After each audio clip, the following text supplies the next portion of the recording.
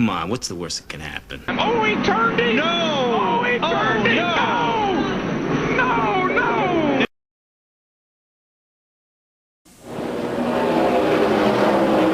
Welcome back to Charlotte. 35 laps to go. Caution has come out for metal debris on the racetrack in turn 4. Bobby Hamilton Jr. may be able to get his lap back, will he? He's going to have to go in a hurry because leader Kyle Busch, which was just about to be leader Matt Kenseth in turn 4, I don't think it's going to happen.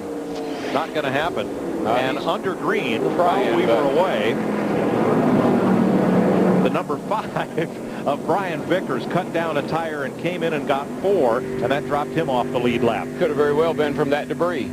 Somebody probably had to run over it. Unfortunately, it was Brian. Yeah, I mean, with Brian Vickers having to come to pit road and going off the lead lap, we only have 3 of our top 10 in points left on the lead lap. Todd Bodine, Scott Riggs, and Mike Bliss. So not a good day for the guys at the top of the points battle. No, that's true.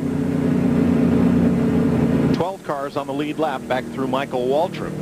Yeah, and Michael's car just went by here sounding like a thrashing machine.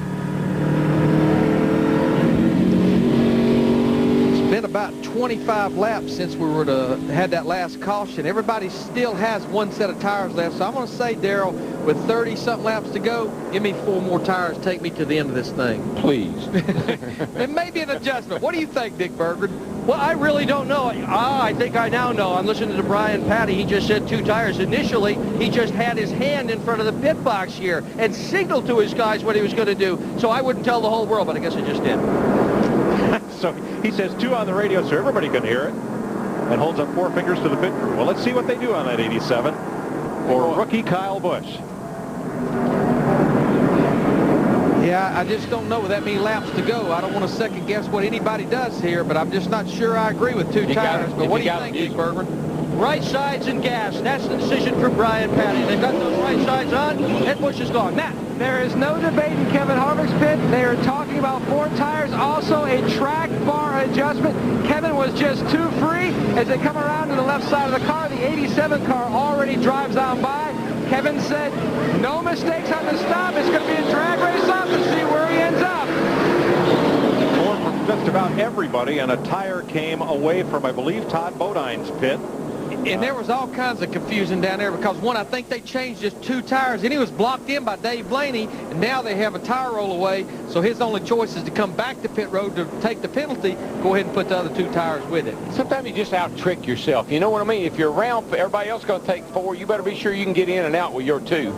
I mean, it could be Dave Blaney's, and that's one of Dave Blaney's crew members, so maybe it's not Todd Bodine. But of all the guys on pit road, I may have missed somebody, but it looked like to me everybody changed 4 tires except for Kyle Busch and Todd Bodine here in the 92 car. Yeah, that tire rolled out from just in front of Todd's car as he was trying to get out of the pits after taking 2 tires, so it did slow him up a bit. Here's Chevy. Kyle Busch is the leader. Matt Kenseth, Todd Bodine, Scott Riggs. Yeah, he's in the anything can happen mode. And hopefully it'll happen behind me since I'm in the front. And it better happen in a hurry with 25 laps on your tires. That's right. Larry, from Todd Bodine's car, let's look at the miscue in Dave Blaney's pit that put him to the back of the lead lap. And what you see the tire carrier lay the tire down. He's going to make a chassis adjustment, and while he's doing that on the right rear, the tire gets away and had to come back in for a stop-and-go penalty. He'll have to start at the tail end of the longest line. Good a car as they had, that's going to hurt them here with just about 30 laps to go. Yeah, that tire carrier that's a little too much sugar for a dime right there. And he couldn't go get that tire because Todd was pulling out. Dick Berggren. With Brian Pattie, why just 2 tires? His driver's talking to him right now. Hang on, we're going to let us... Okay, why just 2 tires for Kyle Busch? Clean air is so important here. I mean, I don't want to get caught back in traffic, and kind of like Texas, you know, I got in a wreck with Rudiman leading the thing, or running 3rd because I got back in traffic. I don't want to do that anymore. I'm going to stay up front, and I mean, we've got a good enough car to run up front. 17's fast, but we were free that run, so we put 2 tires on us to tighten it up, so it kind of worked on our advantage. I mean, if we were tight, I probably wouldn't have taken 2. I probably took 4, but the conditions were... So you're a little loose and trying to tighten it up with just taking 2? That's right. Okay, we got it, Chris. All right, at the Ramada Inn Hollywood Hotel, Jeff Hammond, when you first heard they were taking 2 tires, you questioned, said, hey, with more than 30 laps to go, this is not a good move. No, I didn't think it would be, but after listening to what Brian had to say about his car and understanding that the left sides are a little bit harder than the right, this could be a really good move on his part. Again, he understands his race car. The communication between the driver is very important. So right now, this is a strategic move to keep the kid out front, clean air. It may pay off. 18-year-old Kyle Busch has the lead with 30 laps to go. Let's go back upstairs for the call. Getting set for the restart, 13 cars on the lead lap, plus Fultz and Bobby Hamilton Jr. at the tail end of the lead lap. Kyle Busch, Matt Kenseth, Todd Bodine, Scott Riggs, Kevin Harvick, Mike Bliss, Greg Biffle, Casey Kane. I think this is worst-case scenario for Busch.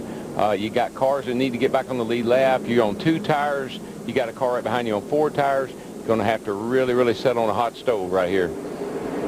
See Brian Vickers in the 5 car right there. Remember, he made that green flag stop, but he did not even pit that time because he already had 4 fresh tires.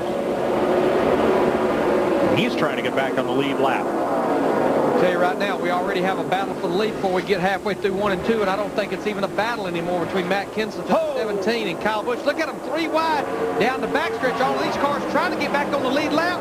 Kyle Busch is going to make it 3 wide going into turn 3.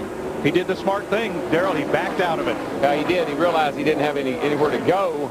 Now he's going to try to go back down on the inside, which was a smart move. That gets him around the 5 car. But it's Matt Kenseth who has the lead. Outside. And it just takes a little bit of time for those new right side tires to get up to pressure to match the left side. That's one thing that hurts you too on just changing 2 tires. Did a pretty good job of working himself out of a tough spot there. He was in a tough spot. That's Kurt Busch sitting next to his motor coach and the TV in one of the outside bays, showing his younger brother in his first Busch Series start. Steve Burns. Hey, thanks, Mike. Kurt, what's it like to sit here and watch your younger brother? Is it tough for you? I kind of went through the same scenario when I was running trucks. We had great trucks all the time. He's been given good equipment.